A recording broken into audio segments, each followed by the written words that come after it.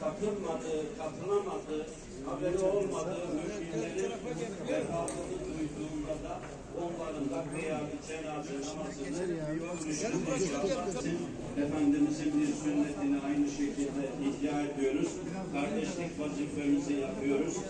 Ve şunu da söyleyeyim, Tarsus Ashab-ı Kehf platformu olarak bundan sonra burada cumartesi günü yarenlik alanında kardeşlerimize destek. Tarsus Ulu Cami'nin önünde hak için kıyama duranlara, kıyami cenaze namazı kılanlara, el açanlara, yardım edenlerin yüzlerini güldür ya Rabbi. Dualarımızı kabul eyle ya Rabbi. Günahlarımızı affeyle, ayıplarımızı setreyle, noksanlarımızı tamam eyle, ibadetlerimizi kabul ve makbul eyle ya Rabbi. Zalimleri, hainleri, kafirleri bertaraf eyle ya Rabbi.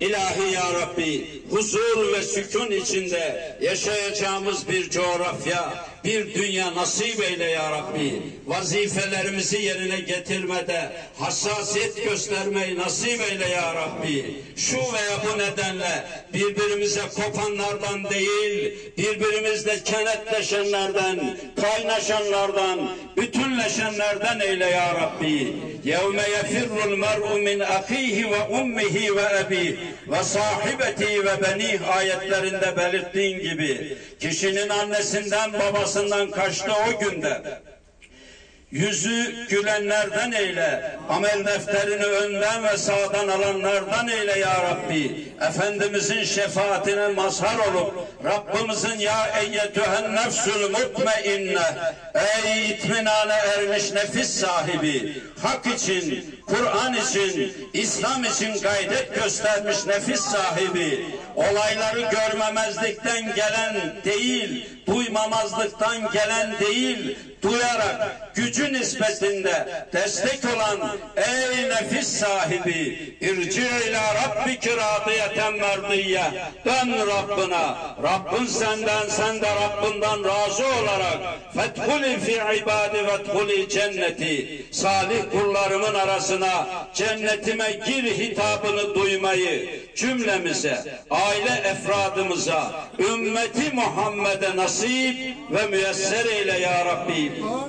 Dualarımızı şu anda yeryüzünün muhtelif noktalarında Kabe'nin, Mescid-i Aksa'nın, Mescid-i Haram'ın, Mescid-i Nebevi'nin şubeleri olan camilerde yapıp duaları makbul olan kardeşlerimizin dualarına dualarımızı ilhak eyle ya Rabbi.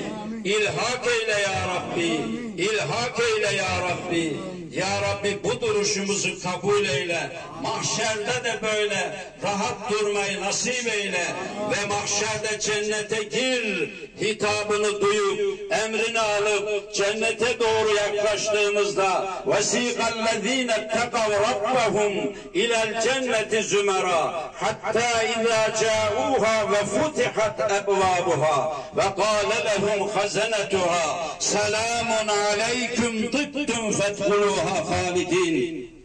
Ayetinde belirttiğin üzere cennetin görevli melekleri kapıları sonuna kadar açarak ey yiğit müminler, yiğide müminler, hak için bir araya gelenler, mazlumun derdini düşünenler, onlara yardım edenler, bundan dolayı cenneti hak edenler, selam size diyerek cennetin kapısını açmayı ve cennetin görevli melekleri tarafından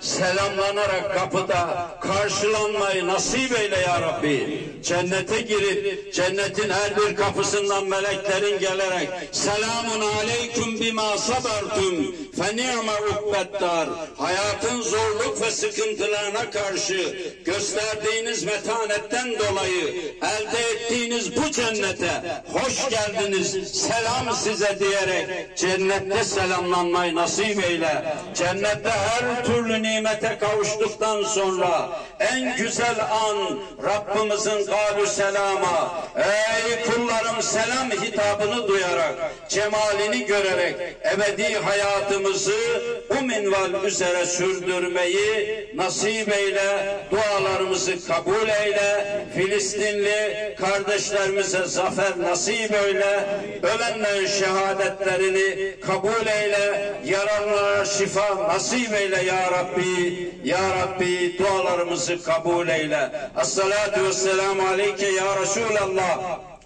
Esselatu vesselamu aleyke ya Habiballah. Esselatu vesselamu aleyke ya seyyidel evvelin vel ahirin. Velhamdülillahi Rabbil alemin. Tegabbel minna bi hurmetil Fatiha.